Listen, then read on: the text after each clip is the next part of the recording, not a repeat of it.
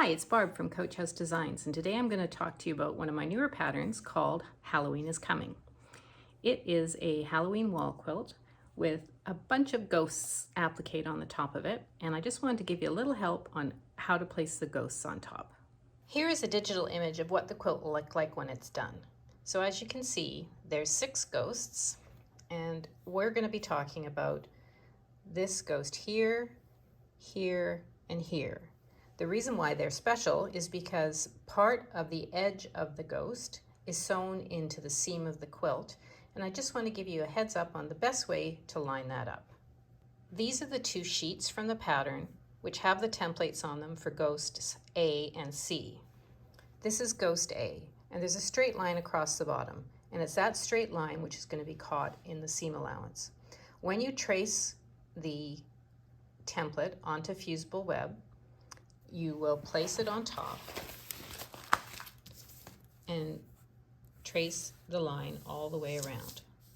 Once you have that drawn on there, we're going to add a 1/4 inch on the bottom. So I'm just going to trace this out and then I'll be right back. So here's ghost A traced out according to the lines on the template pages. And now what I'm going to do is I'm going to line up my ruler here and draw another line along the bottom edge, adding a 1/4 inch. Because when I cut this out, I'm going to make sure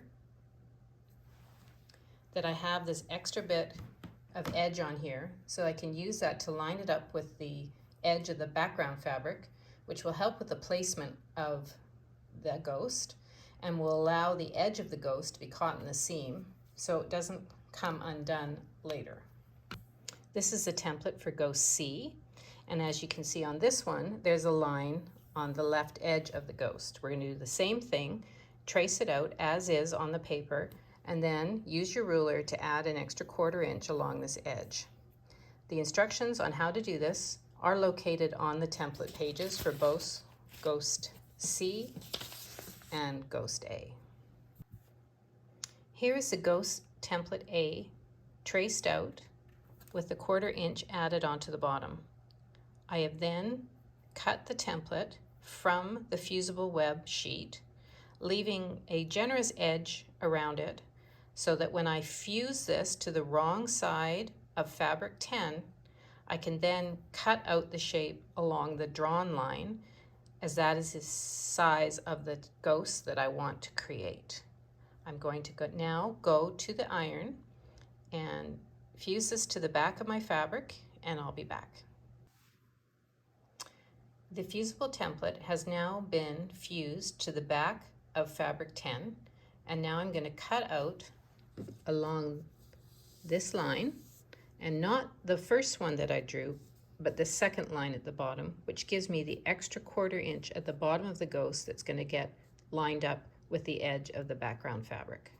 So here's my ghost A template with the back side up. And I'm going to take this piece of paper off when it's time to fuse it. I'm just showing you where it's going to be, placing it with the bottom edge lined up with the edge of the background fabric 3. And I want it to be placed so that when I sew those seams together, this edge here at the point of the first row of the fence, and this edge here on the right side of the second post, which is row 3 of the fence, lines up with the edges of the ghost. So what I've decided to do is I'm going to sew these 2 pieces together from there to there and from there to there, and then I'm going to slip the ghost in place so that I can make sure that when I sew those seams together, the edges are going to line up perfectly. Working with the side of the fence up so I can see exactly where my stitches are going.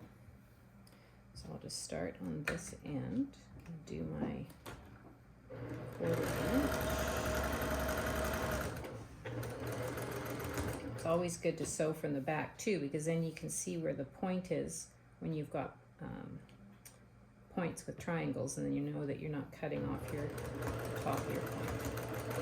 So I'm going to sew just to there, And then I'm going to move it down and just sew the end so that it doesn't move. Out my ironing board, and I'm just going to press this like that. Actually, I think I want the seam to go the other way, so I'm going to flip it over. So I want the seam to lie flat going in that direction. And then on this side, and then I'm just going to fold these guys, line up the edges, and press them down.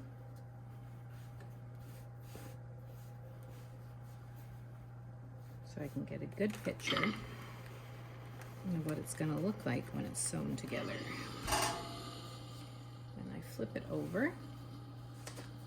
And now I'm going to take my paper off the back of my template.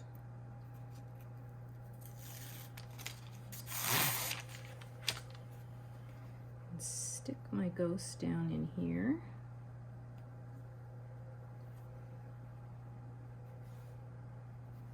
Lining it up with the bottom of the background.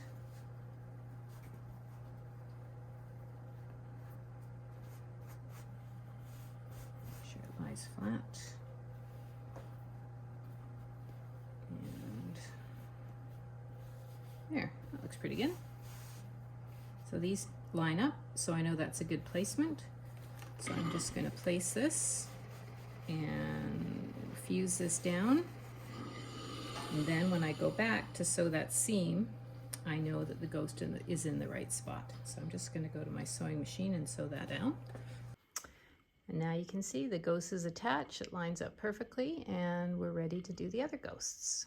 Here is the other ghost A, and it comes down from the top of the quilt. So this is the first section 1 of the quilt top, which is completed, and I'm putting this ghost up along here so that the edge lines with the edge of this fabric. So this time it doesn't matter what's going on up top. Oops, that needs to go over a little bit.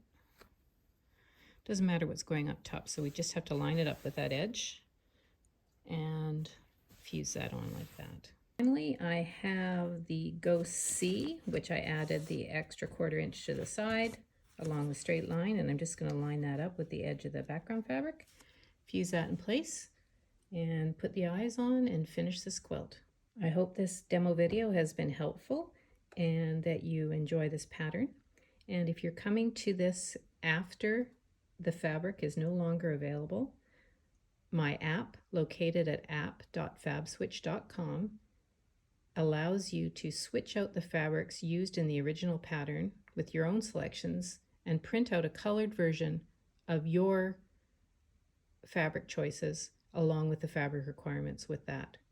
Again, that's located at app.fabswitch.com, and it's free. Bye-bye.